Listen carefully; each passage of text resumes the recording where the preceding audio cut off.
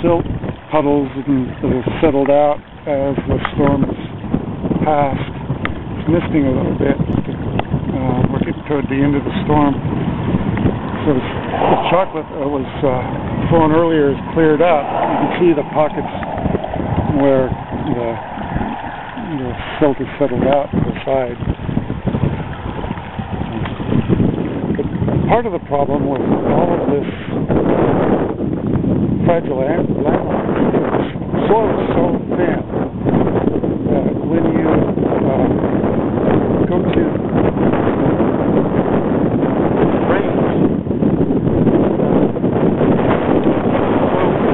saturated and all the water runs off, and unless you have some kind of protective covering, it's going to run off very quickly, and when it's moving off quickly, it's taking with it all kinds of soil, and that just can't be replaced.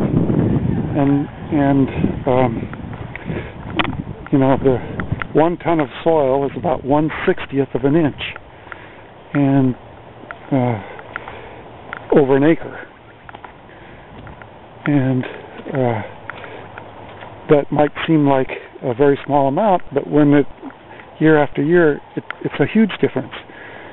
This area up here has been about this elevation for 1 million years, and yet if there was 1 ton per year that came off of this area would be 1,000 feet lower in elevation. So here's one of the streams earlier. I filmed with and it's clearing up, but all of this is running off, and that's one of the things with, here you can see the deposits of silt as it's left as water's slowed down running.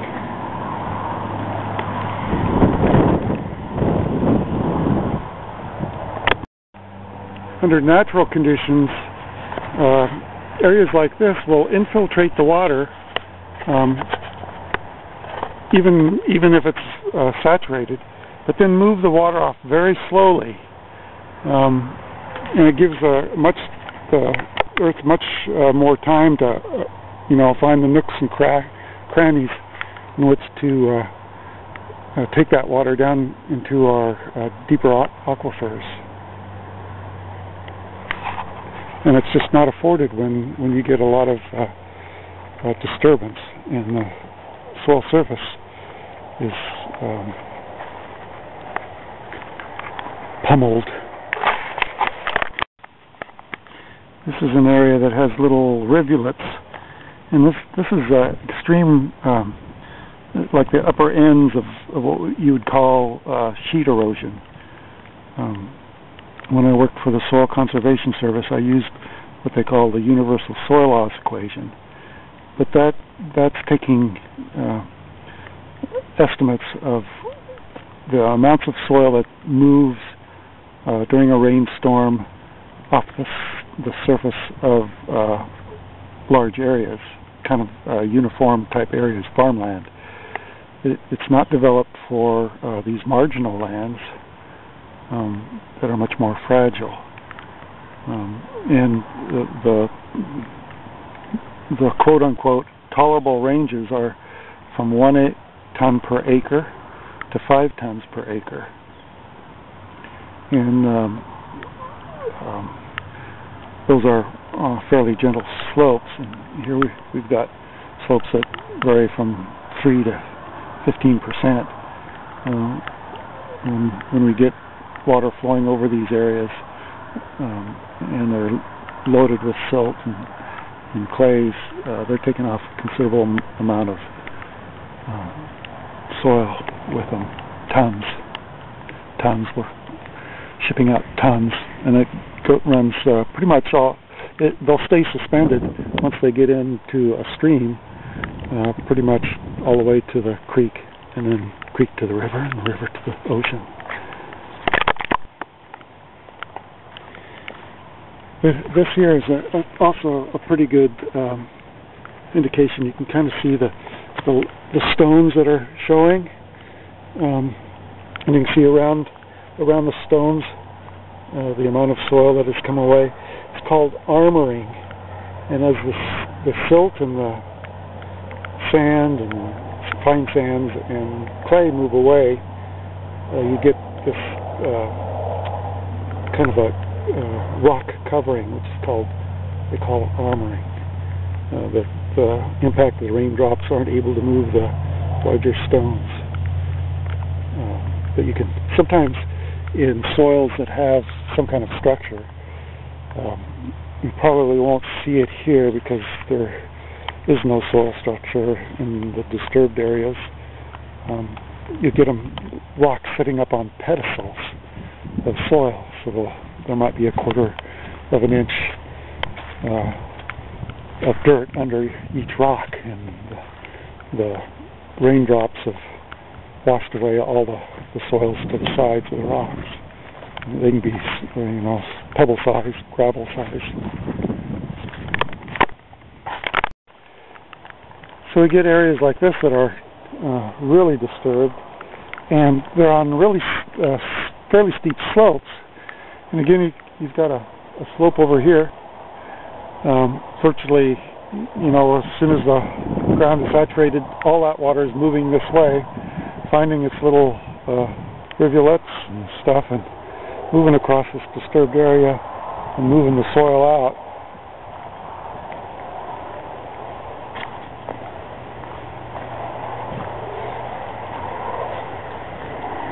And a tremendous amount of this would not be happening if the ground remained covered in vegetation, whether it's old dried grasses. Like here, you can see there's remnants from last year's growth, and then the new green growth coming up underneath.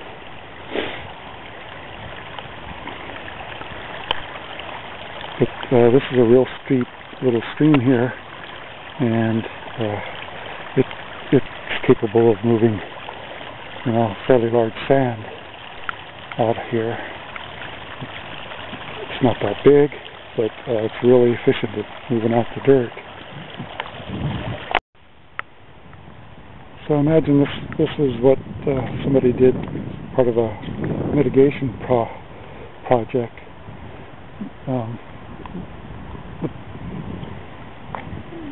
The problem is that there is no mitigation for lost soil. The root for soil is the same for soul, and we really lose our soul when we lose our soil. And it's especially tragic when it belongs to a community commons, such as a park. And it sets a very poor example, I believe, for the community and kids and the people that would come here to use the place. We like to be sustainable, we like to be green, and then we decide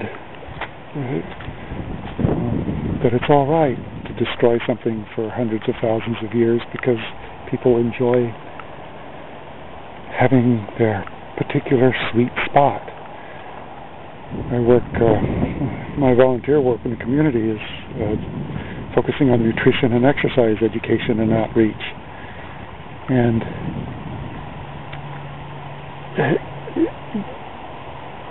it's hard to get people to realize that giving candy to kids is not an act of love.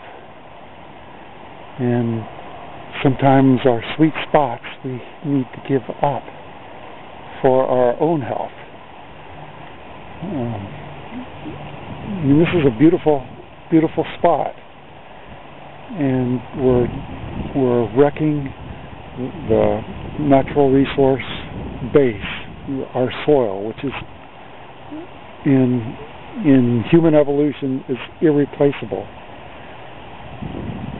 on a very fragile piece of ground. This is a kind of interesting little feature. We've got some kind of animal hole There's collected water under, and that's where it's working. We've got a slope here that's got grass and stuff, and the water's moving underground. Hits these gopher holes, and we get sort of an artesian effect. You know, it won't last very long, but there's actually a couple holes along here. Here's another one where the water's bubbling up out of the ground, having been under. And when we can protect our resource base and keep the vegetation there and our infiltration, that water stays underground and moves very slowly, and it doesn't take away our soil.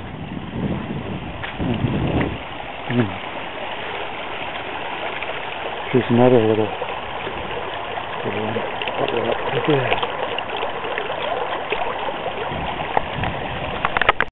So we've got this open stretch here. There's a disc golf goal right there, but it's located in this area that's running off a lot of water, and you get a lot of disturbance, and in virtually no time your soil is gone.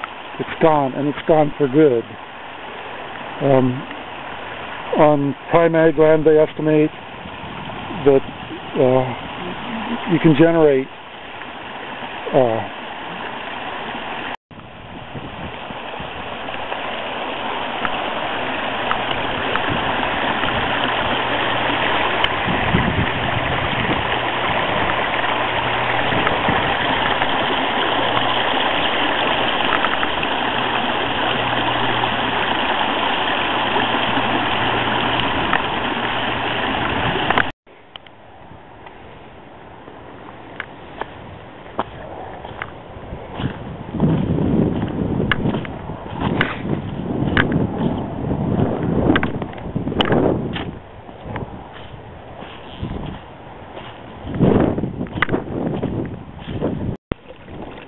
another one of those gopher holes. And what's so cool about it is that the water coming out of these holes is clean water.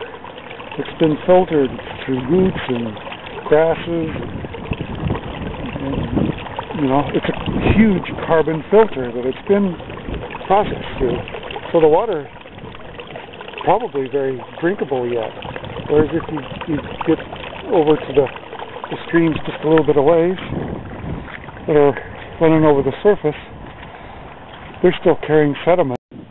So here's just a little small footpath here, and it's running water, you know, but you come over here to this undisturbed area, and there's nothing that runs on the surface. That's the way nature deals with things. Got moss-covered rocks, organic matter, vegetation coming up, roots going down. That's all infiltration area, and you don't get this dramatic